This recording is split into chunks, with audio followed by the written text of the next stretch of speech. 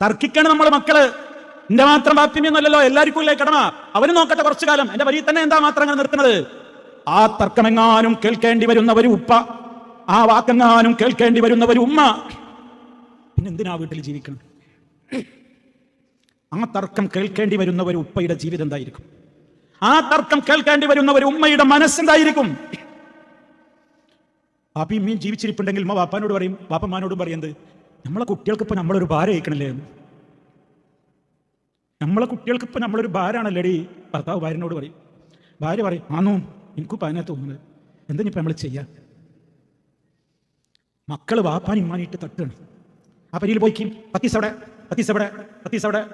നമ്മൾ തീരുമാനിക്കാൻ. എന്തിനാ പ്രിയപ്പെട്ടവരെ ഈ തർക്കം? നോക്കുന്നവർക്ക് കിട്ടുന്ന ഏറ്റവും വലിയ ഗിഫ്റ്റ് അല്ലടോ അത്. എനിക്കെന്റെ വാപ്പാനെ നോക്കാൻ അവസരമുണ്ടോ? എനിക്കെന്റെ ഉമ്മാനെ നോക്കാൻ അവസരമുണ്ടോ? എന്റെ റബ്ബ് എനിക്ക് തരുന്ന ഗിഫ്റ്റാണ് അത്. നോർക്ക്.